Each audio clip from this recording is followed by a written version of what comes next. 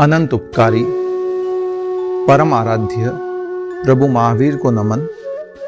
परम श्रद्धेय आचार्य प्रवर, श्रद्धेया साध्वी प्रमुखाश्री जी, श्रद्धेय मुनिश्री राजगरण जी स्वामी, सादर सभक्ति वंदना।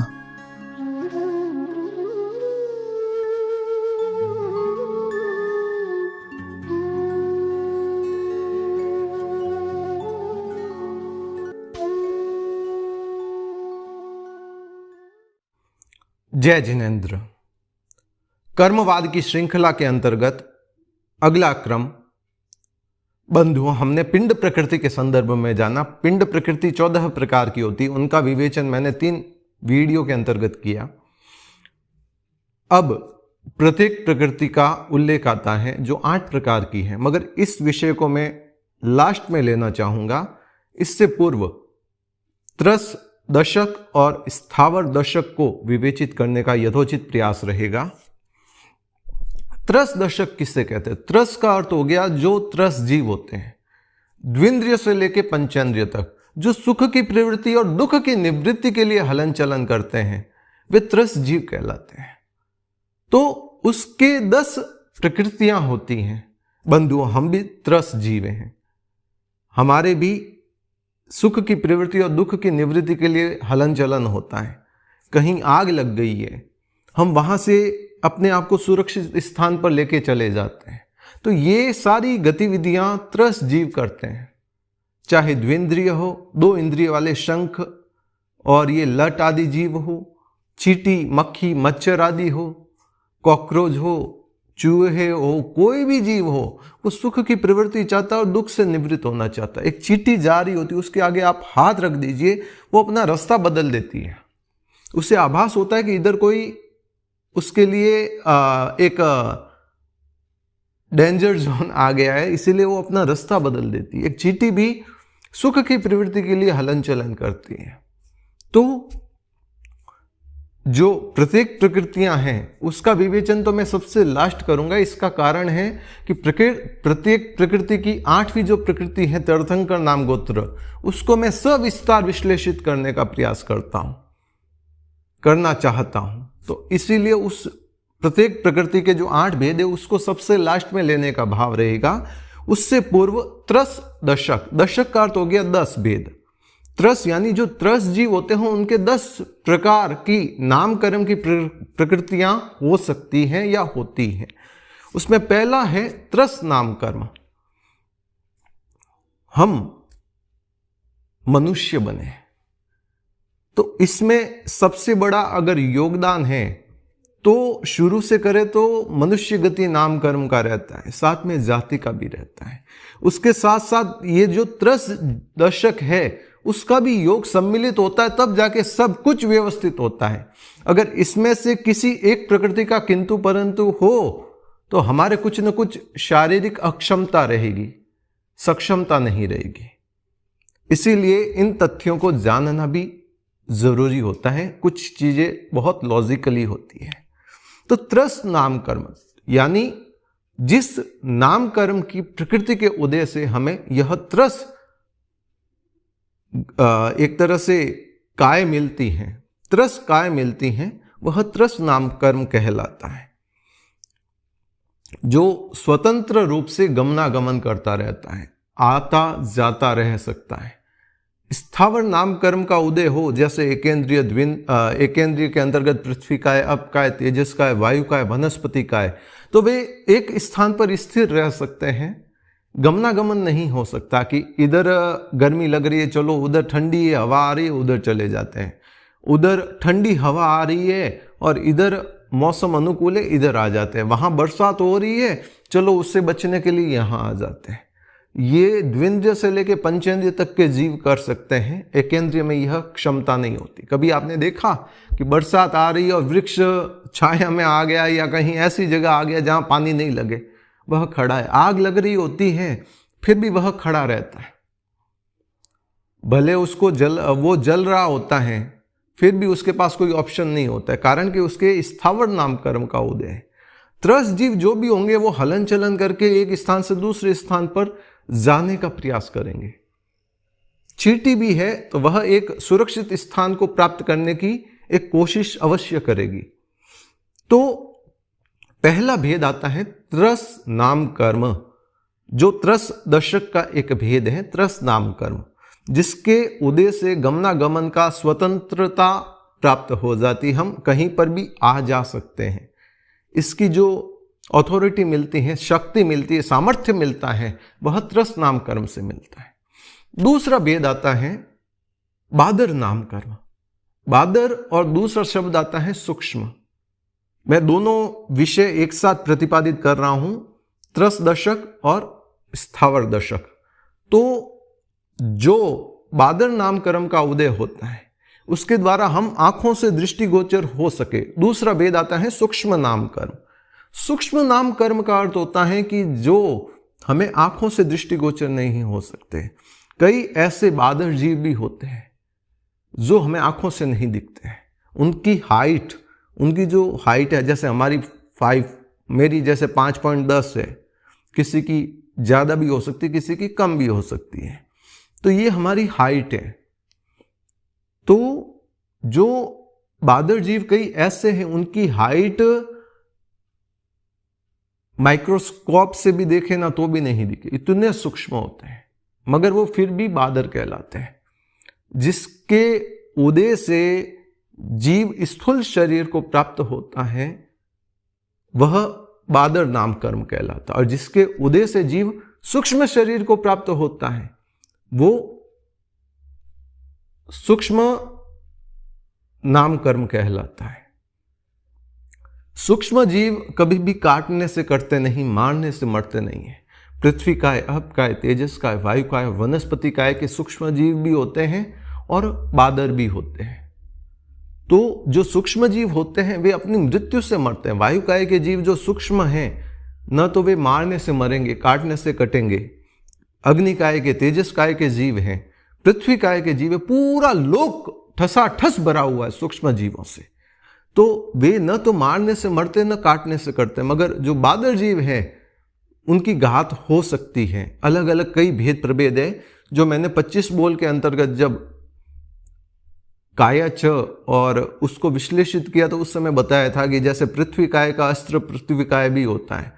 एक लाल कलर की मिट्टी, उसमें काली मिट्टी मिक्स कर दो तो वे उन जीवों की घात हो जाती है। पानी है, उसको आग के ऊपर चढ़ा दो, उबलता उबलता पानी के जो अपकायिक जीव है वे मर जाएंगे, मगर कितना भी उबला हुआ पानी क्यों ना हो, वो आग के ऊपर डाल दो, वो आग को बुझा देगा। तो ये सारे आपस में एक दूसरे के घात होती है, इनसे मृत्यु के कारण भी बनते हैं। तो मारने से मरते हैं, काटने से करते हैं, वे बादर जीव होते हैं। सूक्ष्म जीव मारने से मरते नहीं है, काटने से करते नहीं है। तो ये दूसरा भेद हो गया त्रस का बादर नाम कर्म, और सूक्ष्म जो स्थावर दशक है उसका भेद हो गया सूक्ष्म नाम कर्म। तीसरा भेद आता है त्रस दशक का प्रत्येक नाम कर्म। प्रत्येक का अर्थ होता है कि एक शरीर में एक ही जीव, एक शरीर में दो जीव नहीं हो सकते। तो जिसका एक शरीर है और उसमें एक ही जीव है वह तो प्रत्येक नाम कर्म के आधार पे होता है, मगर जिसका साधारण नाम कर्म का उदय होता है तो जो ये अनंतकायिक जीव है, जमीकंद आदि, उसके अलावा भी और काफी इसके भेद प्रभेद हो सकते हैं। सूक्ष्म के अलग, बादर के अलग। तो बादर साधारण वनस्पति भी होती है, जैसे ये जमीकंद आदि हो गए। सूक्ष्म पूरे लोक में भरी पड़ी है। अव्यवहार राशि सूक्ष्म का भेद है साधारण वनस्पति का। कहा जाता है कि सुई की एक नोक टिके ना, सुई होती कितनी बारीक होती, पतली होती, उसकी नोक टिके उसमें असंख्य गोलक होते हैं। गोलक का अर्थ हो गया गोले, छोटे छोटे, असंख्य, अनकाउंटेबल। 194 डिजिट से भी बड़ी संख्या, 194 अंकों की संख्या से भी बड़ी संख्या। एक एक गोलक में असंख्य प्रतर होते हैं। मिच्छामि दुग्धम। सुई की नोक टिके उतने भूभाग पर असंख्य गोले होते हैं। एक एक गोले में असंख्य श्रेणियां होती हैं। श्रेणियों का अर्थ हो गया एक क्रम। जैसे कोई आप बिल्डिंग सोसाइटी में गए, वहां पर 30 बिल्डिंग हैं, 40 बिल्डिंग है, बिल्डिंग का नाम तो एक ही होगा ना सोसाइटी का। उसमें बिल्डिंगों को ABCD कर दिया होगा, 1 2 3 4 नंबर दे दिए होंगे, कुछ ना कुछ दिया होगा। तो जो पूरी सोसाइटी है वह एक गोला हो गया, उसमें असंख्य श्रेणियां हैं, असंख्य उसमें बिल्डिंगें बनी हुई है। एक एक श्रेणी में असंख्य प्रतर है। एक एक बिल्डिंग में कई मालों की, एक एक जो सोसाइटी होती है उसमें कई बिल्डिंगें होती है, एक एक बिल्डिंग कई मालों की होती है, कितने ही फ्लोर होते हैं उसमें। तो वैसे एक एक सबसे पहले सुई की नोक टिके उतने भूभाग में असंख्य गोले हैं, गोलक कहते हैं जिसे, गोल छोटे छोटे। एक एक गोले में असंख्य श्रेणियां हैं, एक एक श्रेणी में असंख्य प्रतर है, एक एक प्रतर में असंख्य शरीर है, एक एक शरीर में अनंता जीव है।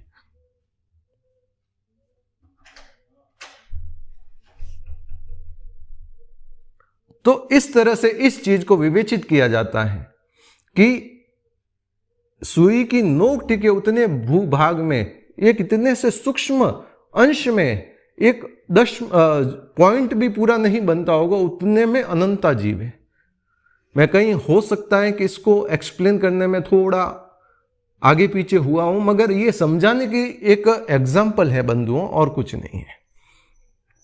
तो प्रत्येक नाम कर्म का उदय होता है तो जीव एक शरीर को प्राप्त होता है, एक शरीर में एक जीव होता है। प्रत्येक का, हर किसी का अपना अपना शरीर होता है।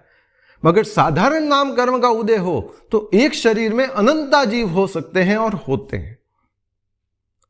तो यह होता है, इसका सबसे बड़ा कारण, यदि कोई जीव निगोद को प्राप्त होता है, अनंत काय में चला जाता है, तो उसके साधारण नाम कर्म का उदय जब तक नहीं होगा तब तक वो वहां नहीं जाएगा।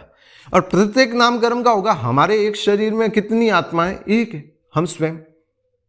हाँ, किसी के शरीर में कोई घुस गया हो बात अलग है, बाकी एक शरीर में एक आत्मा होती है।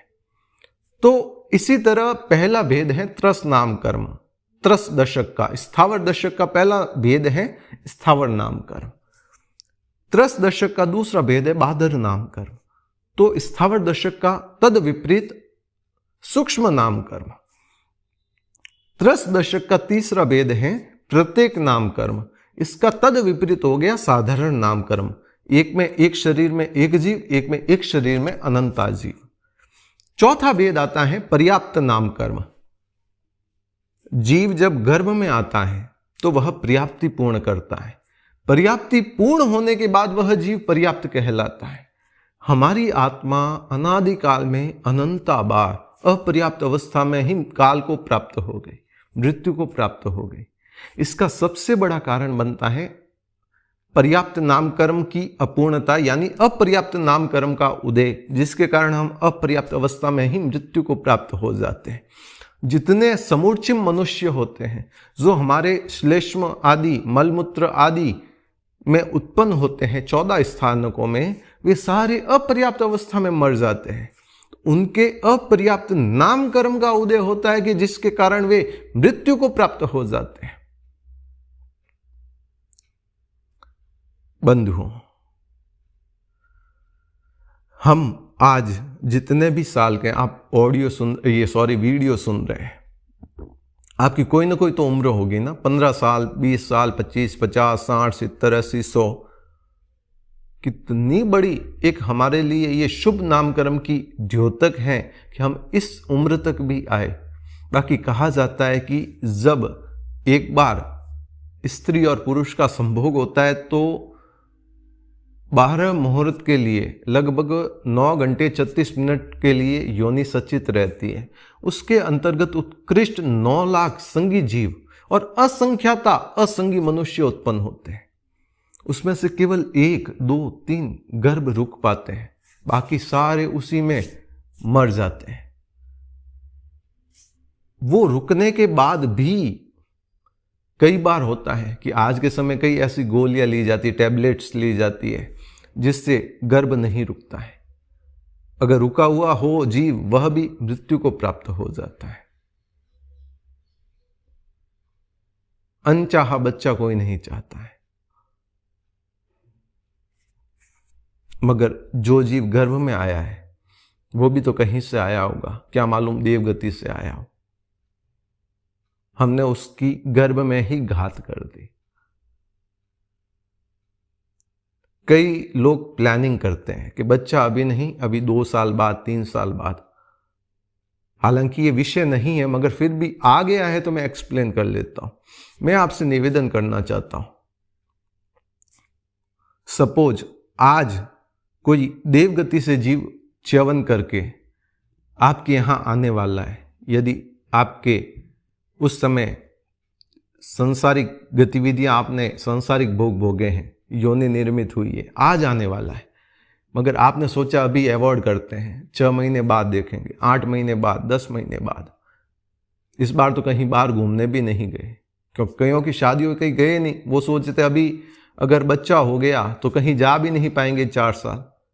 मगर मैं ये निवेदन करता हूं कि अभी जैसे यदि आने वाला जीव देवगति से आने वाला है और आप 6 महीने 8 महीने बाद का सोच रहे हैं, उस समय यदि नरक से आ गया कोई जीव, तो आने वाला तो कहीं से चारों गतियों से आ सकता है, तिर्यन से भी आ सकता है।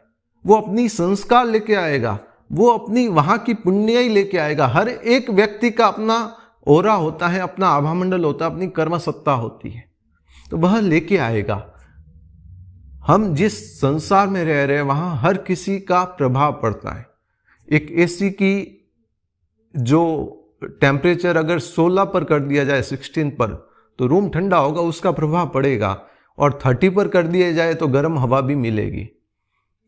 तो हर एक चीज हमें प्रभावित करती है। तो आने वाला जीव जो देवगति से आ रहा है, उसकी पुण्य से, जैसे तीर्थंकरों के जन्म आदि होते हैं, तो तीर्थंकर जब गर्भ में आते तब से ही उनके पूरे राज्य में सुख सुविधाएं, धन धान्य की अभिवृद्धि शुरू हो जाती है।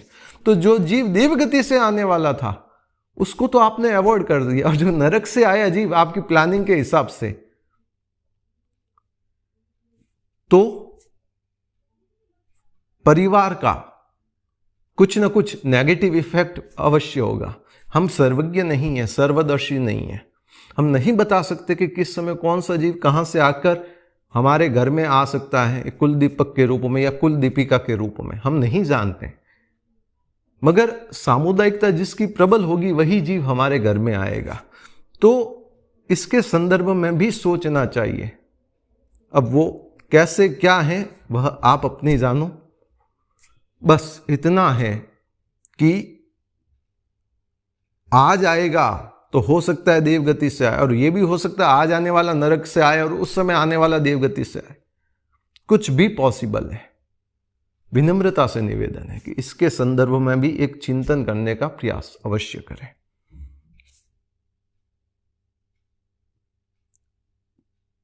बादर नाम कर्म, त्रस नाम कर्म, प्रत्येक नाम कर्म, पर्याप्त नाम कर्म। जिस पर्याप्त नाम कर्म के उदय से जीव पर्याप्त अवस्था को प्राप्त होता है। मैं निवेदन कर रहा था कि हम आज जो भी उम्र तक पहुंचे हैं, पड़ाव तक, उसके बीच में हमारी पुण्य की पराकाष्ठा कितनी तीव्र रही होगी कि हमने लाखों जीवों को परास्त करके हम पर्याप्त अवस्था को प्राप्त हुए। अरे पर्याप्त तो हुए सो हुए, मगर पूरा गर्भकाल हमने आसानी से निकाल दिया। बाकी कई तो 1 महीने बाद, 2 महीने बाद भ्रूण हत्या हो जाती है, अबॉर्शन हो जाता है। कई बार जन्म के बाद भी बच्चे संक्रमित हो जाते हैं, बीमार हो जाते हैं, उसके कारण मृत्यु हो जाती है, कुपोषण के कारण। जरूरी जो अपेक्षाएं रहती उसकी पूर्ति नहीं होने के कारण। पहले आप देख लीजिए, आपके दादाजी, परदादाजी, वो यही कहेंगे कि हमारे 7 भाई थे, उसमें से 4 की तो डेथ छोटी एज में ही हो गई थी, हम 3 ही रहे। कोई कहेंगे 3 की डेथ हो गई थी, 4 ही रहे। कोई कहेंगे 10 थे, उसमें से 4 की डेथ हो गई, 6 रहे। मेरे मम्मी के 3 महीने पहले हुई, तीनों की डेथ हो गई।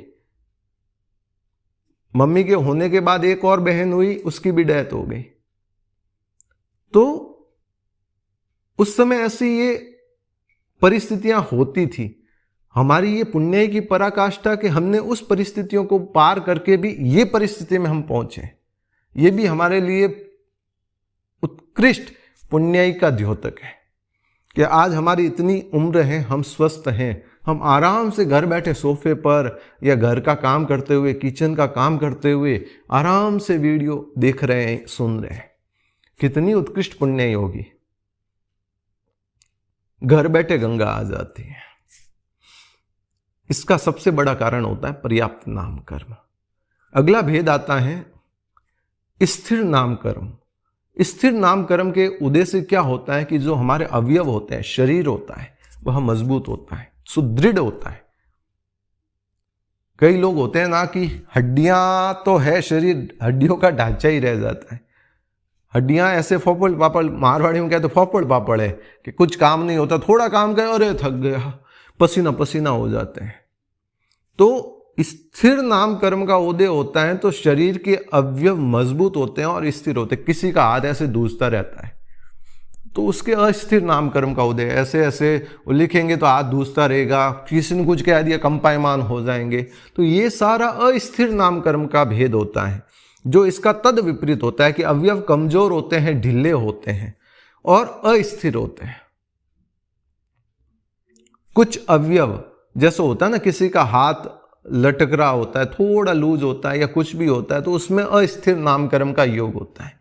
और स्थिर नाम कर्म का योग होगा तो अवयव मजबूत होंगे, हड्डियों की बनावट मजबूत होगी और स्थिर होगा। कई लोग खड़े खड़े हिलते रहते हैं, कुछ ना कुछ जैसे चलता रहता है, और कईयों के एकदम नॉर्मल रहता है।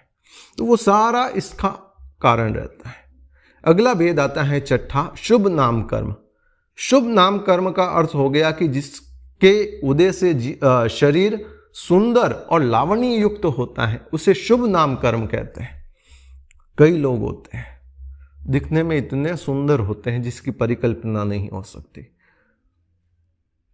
उनका लावण्य यानी चेहरे की आकार प्रकार होता है ना, वह इतना मनमोहक होता है कि हम देखते रह जाते हैं। तो उसमें शुभ नाम कर्म का उदय रहता है जिसके कारण शरीर सुंदर और लावण्य युक्त होता है।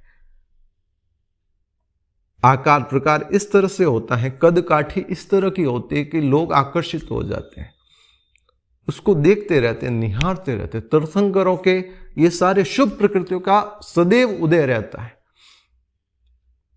कई तीर्थंकर श्याम वर्णी होते हैं, नील वर्णी होते हैं, स्वर्ण वर्णी होते हैं, श्वेत वर्णी होते हैं, रक्त वर्णी होते हैं। रक्त वर्णी यानी लाल शरीर होता है उनका, मगर फिर भी इतना मनमोहक होता है, आकर्षित होता है, हम देखते रह जाते हैं, अरे क्या सुंदरता है इनकी। कद काठी, उनके चेहरे की बनावट, हाव भाव इतने उत्कृष्ट होते हैं जिसकी हम परिकल्पना नहीं कर सकते। वर्तमान समय में भी जो सुंदर होता है, लावण्य युक्त होता है, तो उसके शुभ नाम कर्म का उदय है, इसीलिए यह अवस्था, शारीरिक बनावट उसको प्राप्त हुई। कोई कुरूप होता है, रंग और शरीर की या चेहरे की बनावट इतनी आकर्षित नहीं होती, तो अशुभ नाम कर्म का उदय होता है उसके। एक चीज हमेशा ध्यान रखिए, कोई सुंदर बना है, कोई कुरूप बना है। सुंदर क्यों बना है उसका तो आप समझ गए कि उसके कोई पुण्य की पराकाष्ठा है, शुभ नाम कर्म का उदय है। मगर कुरूप क्यों बना है? सुंदर नहीं है, लावण्य युक्त नहीं है, चेहरे की हाव भाव इतनी उत्कृष्ट नहीं है। लावण्यता किसे कहते हैं? कोई महिला रंग से तो गोरी है, मगर चेहरे के हाव भाव ऐसे हैं कि उसके वह ओपता नहीं है, फबता नहीं है। कईयों का रंग भले सांवला हो, मगर उनका फेस इस तरह का होता है कि वह अट्रैक्ट करता है। जैसे होता है ना बंधुओं, कई महिलाएं साड़ी पहनती, भले कितनी ही सुंदर क्यों ना, मगर फिर भी वो फबती नहीं है, जचती नहीं है। और कई महिलाएं साड़ी पहनती, भले इतनी सुंदर ना हो, मगर फिर भी उनको ओपती है। तो ये सारा काम करता है शुभ नाम कर्म और अशुभ नाम कर्म। लावण्यता का अर्थ केवल यह नहीं है कि सुंदर दिखने का अर्थ यह नहीं है कि कोई एकदम गोरा है वही सुंदर है, या सांवला है वह सुंदर नहीं है। ठीक है, एक भेद कारण हो सकता है सुंदरता असुंदरता का, मगर यही कारण नहीं है। और भी कई इसमें प्लस माइनस रहते हैं। अगला भेद आता है सुभग नाम कर्म और दूसरा आता है दुभग नाम कर्म।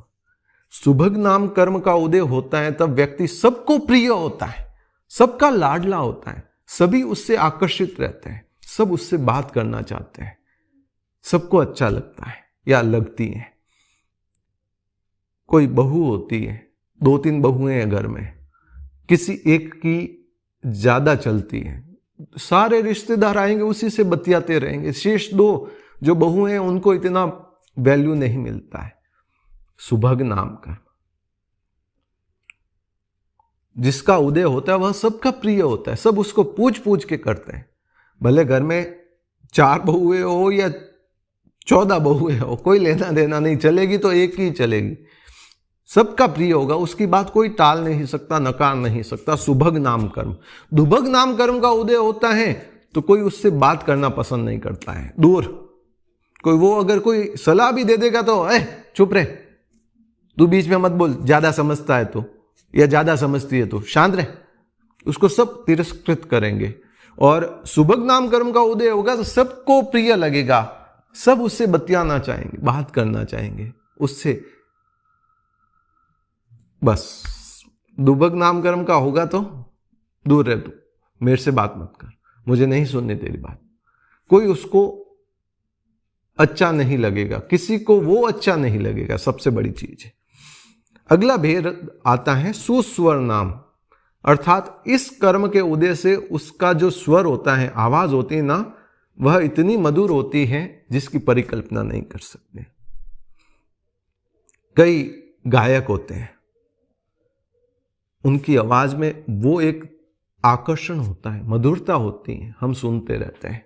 और कई ऐसे भी होते हैं मेरी तरह, जिनकी राग से विराग है, मैं गाना शुरू करूं तो बस ओम अरमी है, बस शांत शांत भाई, वरना लोग चले जाएंगे, ये हालत हो जाती है। सुस्वर रहता है तो लोग उसकी वाणी को सुनना पसंद करते हैं। मैं ये अवश्य कहना चाहता हूं, सुस्वर नाम कर्म का उदय मेरे भी है कि आप अब तक ये वीडियो देख रहे हैं या ऑडियो सुनते हैं, ये सुस्वर है, इसीलिए आपको आवाज अच्छी लगती है। कई लोग कहते हैं कि अरे तेरा वीडियो लगा के रखते हैं ना, एक ही चीज बार बार सुने ना तो भी बोर नहीं करती है, कि अरे ये तो सुना हुआ है, ये क्या सुनना, वो भी उसमें भी कोई नई चीज मिल ही जाती है। तो ये सुस्वर नाम कर्म का उदय होता है तो उसके कारण स्वर मधुर होता है, आवाज आकर्षित होती है। अब मधुर का अर्थ यह मत समझना कि किसी मनुष्य की आवाज, पुरुष की आवाज भी महिलाओं की तरह एकदम मधुर सुरीली होगी।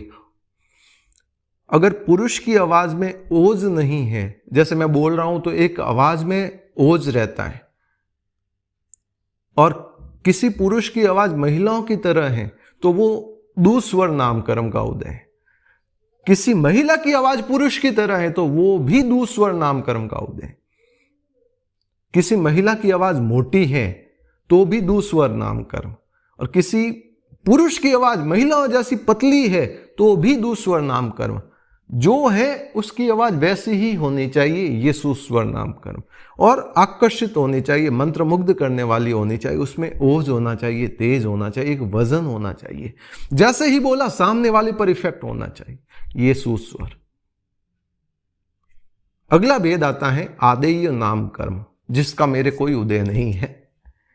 नहीं, मिच्छामि दुक्कडम, आदेय नाम कर्म का तो है कि जिसके उदय से जीव का वचन सत्य माना जाता है, आदेय प्रामाणिक माना जाता है, उसकी बात को एक्सेप्ट कर लिया जाता है, वह तो मेरे है, उसमें कोई किंतु परंतु नहीं है। पिछले 7.5 साल से मैं ऑडियो बना रहा हूं, और वीडियो तो चलो ठीक है अभी बनाना शुरू किया है, मगर उससे पूर्व भी 2002 से मैं साधु साधियों की सेवा कर रहा हूं, उनको सिखा रहा हूं, सीख भी रहा हूं, सिखा भी रहा हूं। मेरे ये आदेय नाम कर्म का ही उदय है कि साधु साध्वी कभी भी ज्यादा प्रमाण नहीं मांगते कि ये कहां आगम में लिखा हुआ है, कहां लिखा हुआ है, कैसे कह दिया, कुछ नहीं कहते। बस निवेदन किया, उसे एक्सेप्ट कर ले। हाँ, नरेश ने कहा कोई किंतु परंतु नहीं है, ये गलत नहीं होगा, ये सही होगा। तो ये आदेय नाम कर्म का उदय होता है, तब आपकी बात को लोग प्रामाणिक मानते हैं। कई लोग होते हैं कहते कुछ है और होता कुछ है, जहां पानी कहते हैं वहां कीचड़ नहीं मिलता, इतनी फैकम फैक होती है। तो उनके अनादेय नाम कर्म का उदय होता है कि लोग उनकी बात को विश्वास नहीं करते हैं। भले वो सत्य भी बोल रहे होंगे, फिर भी लोग मानेंगे नहीं, ये तो फैकम फैक वाला है। जहां तक हो झूठ बोलने से बचे। ये मत समझे कि सामने वाले मूर्ख हैं, उनको मालूम नहीं, वो सब जानते हैं, मगर एक रिश्ते में बंधे होने के कारण वे उस चीज को कहते नहीं है कि तुम झूठ बोल रहे हो, फेंक रहे हो, मगर अंदर से तो जानते हैं ना कि ये एक नंबर का झूठा है। कह नहीं सकते, व्यवहार में बैठे हुए। हमारा अगर कोई रिलेटिव है, वो बोल रहे, हम जानते हैं उसकी आदत को, तो हम कह थोड़ी ना सकते भाई इतना मत फेंक। कहेंगे तो रिलेशन में दरार आ सकती है। विनम्रता से निवेदन है। सुस्वर नाम कर्म का उदय होता है तो आवाज मधुर होती है, ओज युक्त होती है, लोग आपकी आवाज को सुनना पसंद करते हैं। आदेय नाम कर्म का उदय होता है तो लोग आपकी बात को प्रामाणिक मानते हैं, उसको एक्सेप्ट कर लेते हैं। अनादेय नाम कर्म का उदय होता है तो आपकी बात को अवॉइड किया जाता है, यथार्थ नहीं माना जाता है, सत्य नहीं माना जाता है। और 10वां भेद है त्रस दशक का यश यशः कीर्ति नाम कर्म। यशः कीर्ति नाम कर्म का उदय होता है तो जीव को यश मिलता है, कीर्ति मिलती है, उसको मान सम्मान प्रतिष्ठा मिलती है, लोग उसका आदर करते हैं, उसका बहुमान करते हैं। और अपयश नाम कर्म का उदय हो जाए, अपयश कीर्ति नाम कर्म का, तो लोग उसका तिरस्कार करते हैं, उसका गुण गौरव नहीं करते। वो अच्छा काम भी कर लेगा तो उसको एक्सेप्ट नहीं करेंगे, और गलत को तो कहेंगे कि इसके तो काम ही वैसे, ये हमेशा उल्टा ही करता रहता है, सीधा कभी कुछ नहीं होता है। तो यश नाम कर्म का उदय होता है, यश कीर्ति, तो व्यक्ति की यश फैलता है, सम्मान मिलता है, उसकी वाहवाही होती है। और इसका उदय नहीं हो तो उल्टा हो जाता है। मेरे अब तक का ट्रैक रिकॉर्ड, मैंने जो जाना महसूस किया, मेरे आदेय नाम कर्म का उदय रहा, सुस्वर नाम कर्म का उदय रहा, मगर यश कीर्ति नाम कर्म का इतना नहीं रहा। कोई छोटा सा काम भी करता है तो बहुत हाईलाइट हो जाता है, और कोई बड़ा काम भी करता है तो उसको इतना वो क्या कहते हैं कि स्थान नहीं मिल पाता है। ठीक है, अपना अपना क्षोभशम है, अपना अपना पुण्य की पराकाष्ठा है।